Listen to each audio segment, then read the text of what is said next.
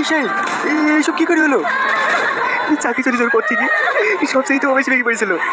তার উপরে ওর বউটাকে কালোর বাবা অবেশি নিয়ে চলে গেছে। কালোতে ওকে হাজার বার বছর পরেও এটা করে ফেললো। আমাদের জীবনটা কেমন যেন এলোমেলো হয়ে গেল। আমার তো সেই একই সমস্যা চলছে। এখন যে কি করবো ভেবে পাচ্ছি না।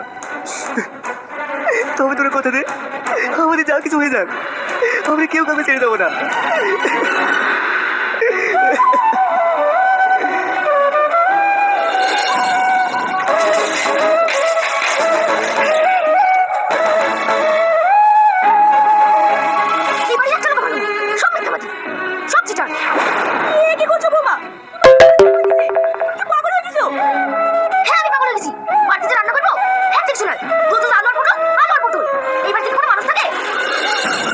দেখো বৌমা, তুমি খুব ভালো করেই জানো যে বাবু চাকরিটা চলে গেছে, ওর কোনো ইনকাম নাই।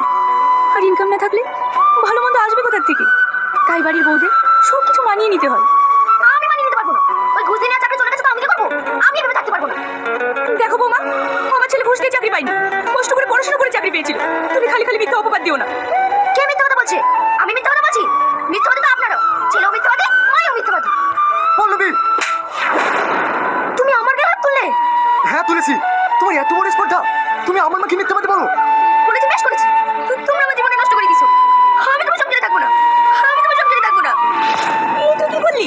তুই বৌমা গায়ে হাত তুললি? আমি তোকে এই শিক্ষা দিয়েছি?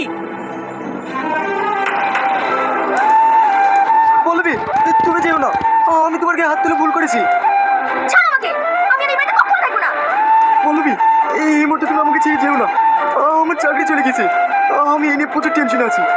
এখন তুমি যদি চলে যাও আমি একা হয়ে যাবো।